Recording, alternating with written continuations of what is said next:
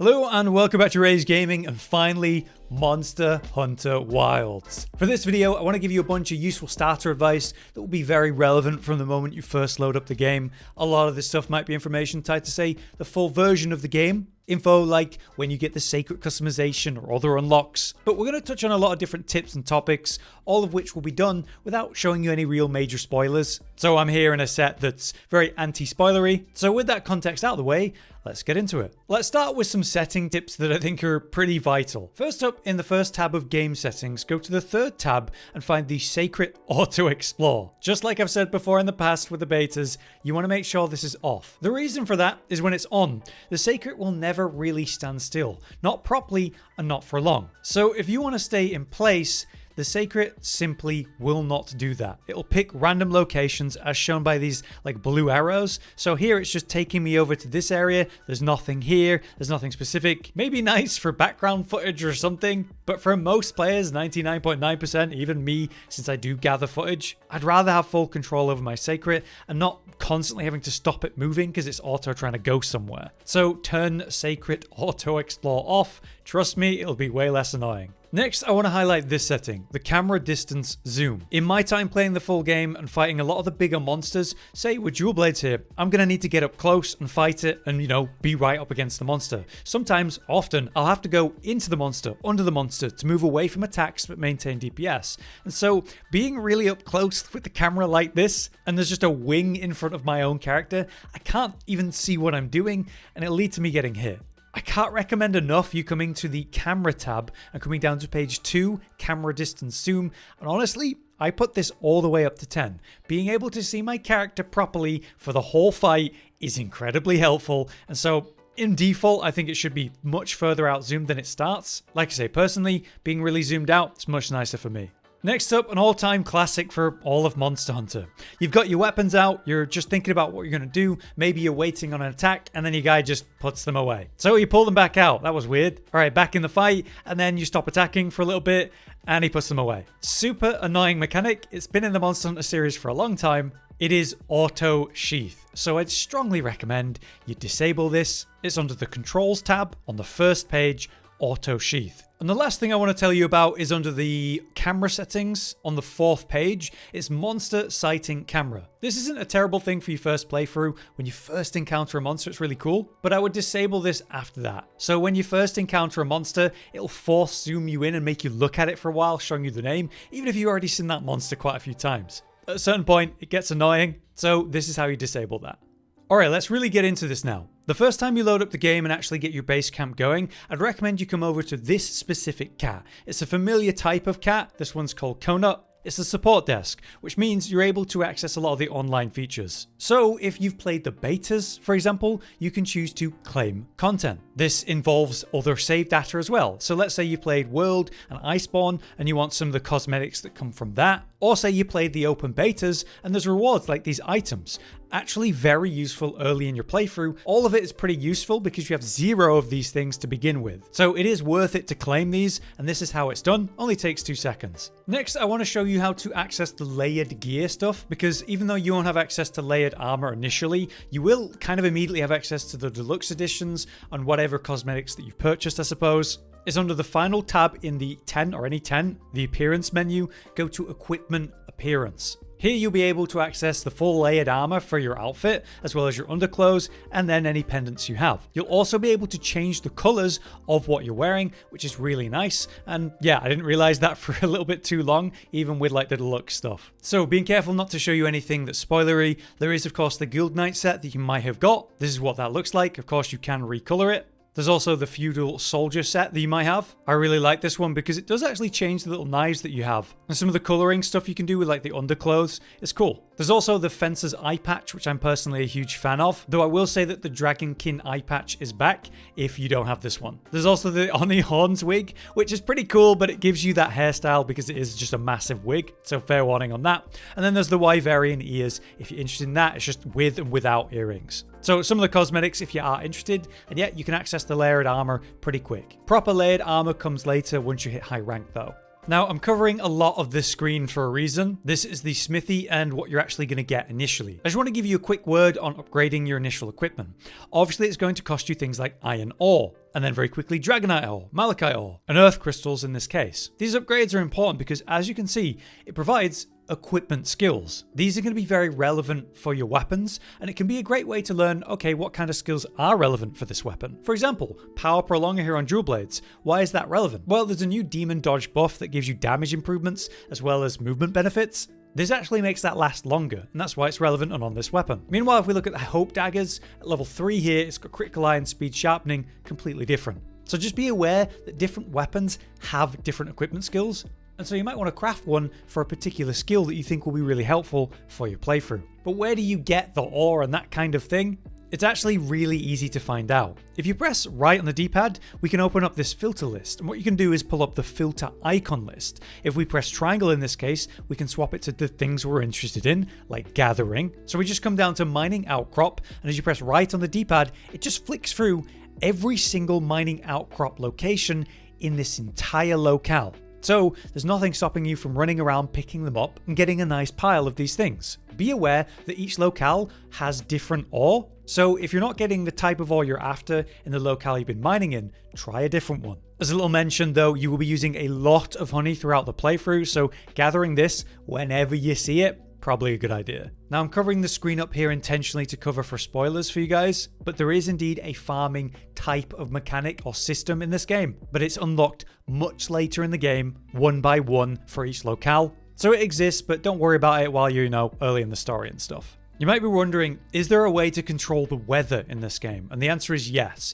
If you come to the 4th menu in the tent, you will eventually unlock the rest tab after progressing the story far enough. It looks like this. So you can change the environment to any of the types that you like and any time of day even, which is absolutely phenomenal. But it does cost you guild points, but to be honest with you guys, you get absolutely ton of these, so it's not an issue. So just like that, we're back in daytime and back in the beautiful time of plenty, my favorite time. Right, time for some classic tips. Firstly, let's go through some of the stuff you can do with your Seikret, such as the D-pad controls. If you press up on the D-pad, that's what's actually going to get you to get on your Seikret, whereas if you press right on the D-pad, that's what would swap your weapons, but you first need to be mounted. If you press left on the D-pad, you get to check the Seikret supplies, which is just going to be things like easy potions, easy rations, easy screamer pods. It will be relevant to whatever hunt you're on, so it's always worth checking if Alma ever says about it. But one tip for your Seikret though, is when you get knocked down in a fight, pressing up on the D-pad or just calling the Seikret, it'll pick you up off the floor when you're knocked down, which is absolutely a dream.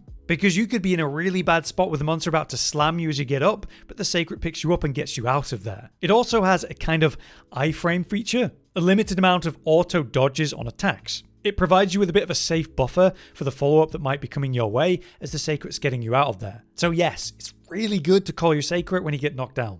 And as a little bonus control tip, if you hold R2 or whatever stop button you have, you can actually do like a little 180 spin. It's like a mini drift, almost like the Palamutes in Rise. You don't get a speed boost, but you are able to really quickly turn around like that instead of awkwardly or much slower doing these wider turns. It's nice to have that more direct control as a little tip.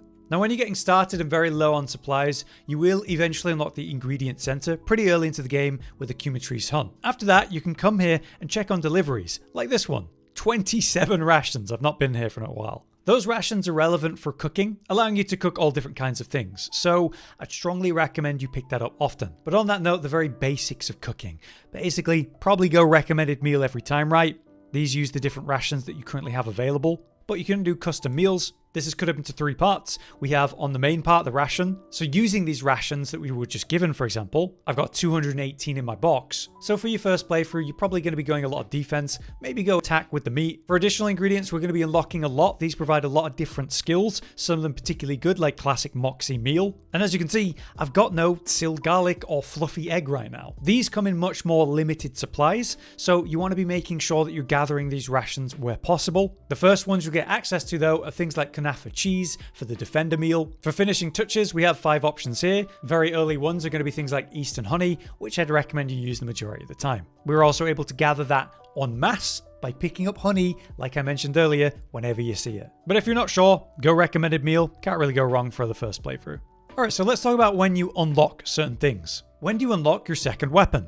right after the very early Cumatrice hunt, you'll unlock the Seikret properly, which will then actually also provide the second weapon feature. You'll find there's also a merchant in the base camp, but not properly there initially. Also after the Cumatrice mission, you'll be able to manage supplies and purchase for your item box. This list does not look remotely as big as this initially, but it gives you, say, potions, antidotes, and certain options that are very useful early game. So I'd recommend you be stocked up on the key things you're actually using. Now, just like cooking, you'll also unlock the field guide at the point that you're done with a Cumatrice hunt. The monster field guide is very important because it gives you great context towards the monsters that you're facing and what their weaknesses are. Remember that you can press triangle on various of the tabs to have a look at more information if there is any, such as we can look at this menu and see what truly is the weakness of this monster. On the third tab here, it says recommended element attack, ice and thunder. But you know, if I actually look at the information here, ice is reasonable, 1 star, but it's thunder that actually has 2 stars a lot of the way there. So the reality here is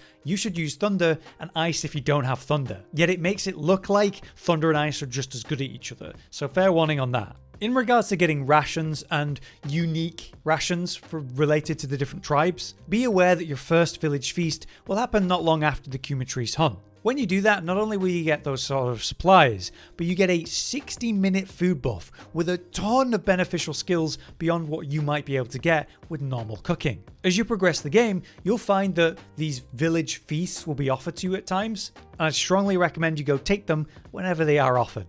Now, one big question is, when do you unlock Seikret customization? As you can see, you can do it in the appearance menu once it is actually unlocked. Here you're able to make all kinds of different changes to the color and such. We also find decoration options here and where you can do the pendants, and you can even change the name. So yes, there's nice customization for the Seikrets. If you played any of the betas or, watched any of the trailers, this is not going to be a spoiler for you, but tiny warning on this, I'm about to say the first Apex's name. The apex predator of the first region, the Windward Plains, is Raidao. As you progress the story, you will eventually face Raidao. After you defeat Raidao, you'll be able to speak with Nona in Kunafa, and at that point, you'll be able to customize your Seikret for the first time. But obviously, you can come to any tent and do it there if you want to rechange things later. So yeah, there's no limit on this, thankfully. Here's a quick tip to do with the smithy in your playthrough. When you're first playing, you're going to be crafting low rank gear.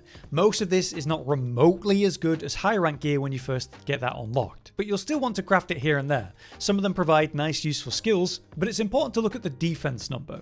I want you to look at the starting set, Hope.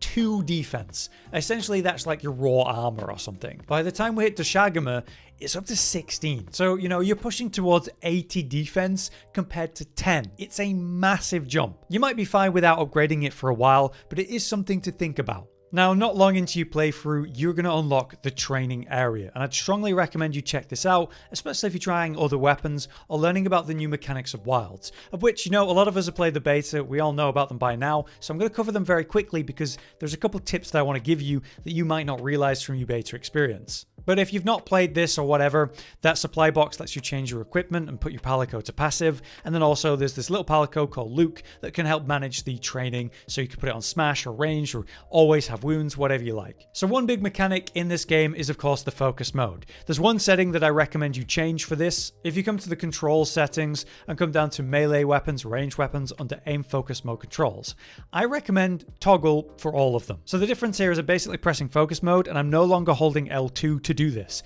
It's just automatically on.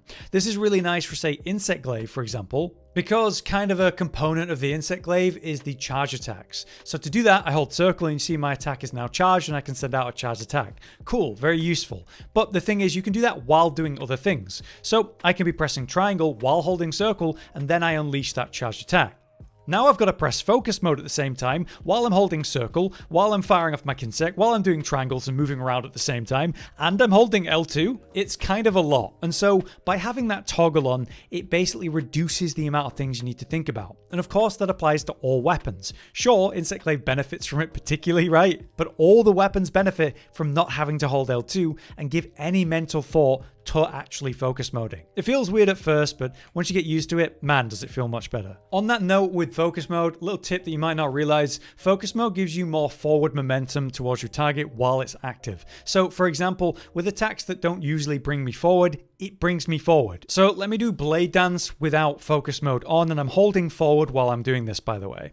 That's about how far I went from these rocks. Basically no movement at all. But now let's go to the same starting point, put focus mode on, get ready to do the blade dance, try to move forward, and see how much further I go. So I'm not edging forward here, edged forward there, moving forward during the blade. I mean, I don't need to explain it. It's a massive difference. It's basically not moving and then making it all the way to my target. So if you want to move towards your target at slightly out of range, have focus mode on, keep trying to move towards it, and you will make the distance. Otherwise, quick note on focus strikes where you're actually attacking the wounds with those strikes. This will activate a special move for all the different weapons.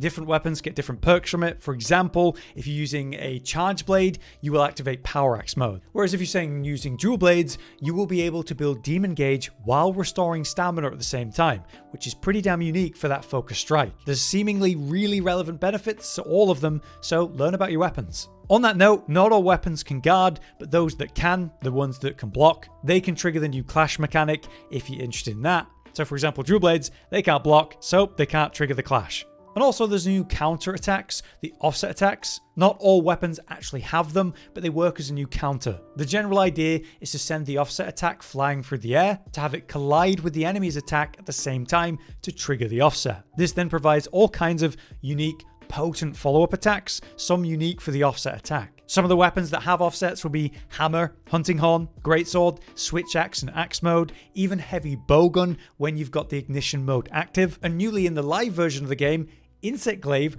on its charge descending slash attack at the start of that has an offset now. So they're awesome, make use of them. Otherwise, if you're not sure about wounds and focus striking them or not, be aware that you deal damage to them like they're a perfect hit zone. They're great to just DPS normally, even if you don't pop focus strikes on them. But be aware that popping wounds on locations like legs often leads to a knockdown for that monster, so maximizing that is obviously a good idea. But yeah, that'll do it for the starter guide. I hope that was useful in general, but my biggest advice to you guys really is to not rush. Take your time, enjoy the story. You're only really going to get to do it for the first time once, and the end game or whatever you want to rush to, it's going to be there forever. You know, you might not need to farm gear sets when you're in low rank. It's the idea of stopping and smelling the roses. This is a really unique experience. So if you like the look of a set from a specific monster, take the time and farm it, even if you quote unquote don't need to. Do the side missions. A lot of them are fun little things, but also a lot of them unlock new perks and mechanics. Explore the maps. You'll find rarer resources. You'll find all the pop-up locations to decide where to plant yours.